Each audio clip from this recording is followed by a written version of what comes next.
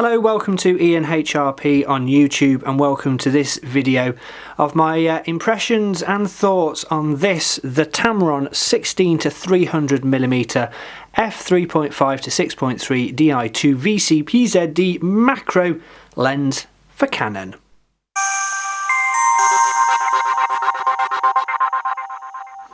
So as I said, this video is going to be dealing with this, the Tamron 16 to 300mm f3.5 to 6.3 VCPZD macro lens for Canon, which I recently purchased. My previous lens was the Tamron 18 to 270.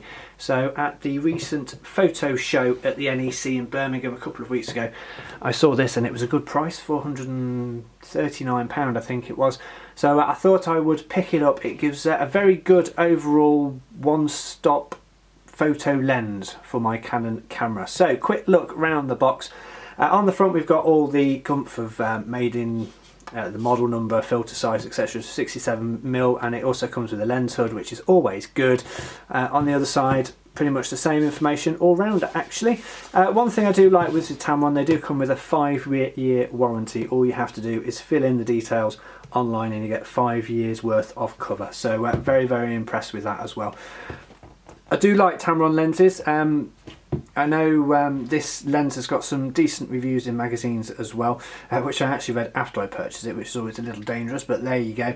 So this one in particular was one that I wanted. I like something that will give a nice wider angle and also a decent zoom as well, which this one will cover. It covers all of the bases. Right, let's have a quick look at the lens itself. First of all, you get the lens hood. It's pretty standard lens hood, but it's nice for them to include them, and that is obviously always on the camera. The actual lens itself, so it's a nice solid quality. Let's turn it right around. Good build, as the 270 lens was as well, which I had from Tamron. I do like the quality of these. They feel solid. It's fairly heavy. I'm not sure of the exact weight, but it's got a decent weight to it. But it's a nice lens. I do like it, like the feel of it. It's a nice build. Yes, it is plastic. It is water resistant. I wouldn't go out in a torrential rain with it, but quick shower or some light drizzle, you'll probably be fine with it. So have a look on the back. Ignore the lens hood cap. I've got the wrong one on there. I know. So we have our autofocus. Let me just get that into focus for you. Ooh, hang on, wrong volume. There we go. Right, we have our autofocus and manual focus buttons on there. Fairly stiff, but fairly easy to get to. And then we have our VC, which is the stabilization function on here, which I tend to always have on unless I'm doing long exposures, in which case you take it off. But I do have that on most of the time, and it's particularly useful when you're zoomed right out to 300mm. It does obviously have quite a lot of shake if you're handheld in the camera, and that helps a lot, keeps the picture steady. So on here we have our focus. Now one of the features of this is that even if you've got it on autofocus, you can override that and use the manual focus all of the time. You don't have to turn that on and off. You can override it pretty much all of the time, in fact all of the time. So it goes from infinity all the way through to 0.39 meters, which is 1.28 feet. That is the macro.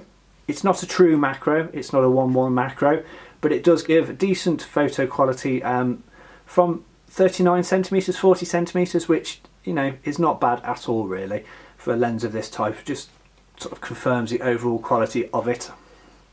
The lock button, which the 270 lens that I had did start to creep if you didn't have the lock button on when you were walking around with the camera, so you have to remember to put in. At the moment this one doesn't, but it's always nice and safe to put that on when you're transporting or walking around and you're not actually using the camera, and it just clicks on and off. Fairly straightforward. The lens cap, it has got a UV filter on. I always tend to put UV filters on my lenses as soon as I get them, just to give that bit of protection. So looking at some of the photos shot by the Tamron lens, this particular one, the first one, is shot at 16mm. As you can see, I'm going to be focusing in on the tree in the distance over the course of the next couple of pictures. The next one that you're going to see has been shot at 48mm. As you can see, the tree is coming a bit more into view, a bit more detail, and the next shot that we are going to have is shot at 100mm. Now, as you can see, this is giving quite a good amount of zoom in on the tree, but it does get closer, this being a 16 to 300mm shot. So the next one is shot at 200mm. These photos have literally just been edited to increase the lighting, and the final shot that you see there is at 300mm.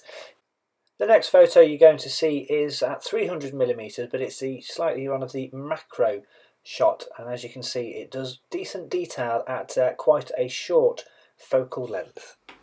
So if we have a quick look at the extension on the lens, this is at 16mm, which is quite a nice wide angle lens. This is for crop cameras. I don't think it works for full frame. I think it is crop cameras only, but it works obviously fine with my 70D, which I'm recording this video on at the moment. Yeah, 16mm is the widest angle, and then when you zoom all the way out, you get to 300mm, and that is the total length of the lens. Considering the amount of zoom that you have, that's actually a decent, it doesn't protrude as much as I thought it would when I first read and saw about these. It actually, it feels nice, and it feels nice on the camera as well. It's not, doesn't make the camera too top heavy.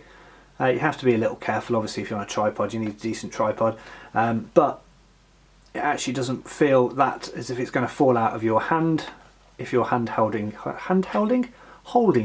the lens and the camera together.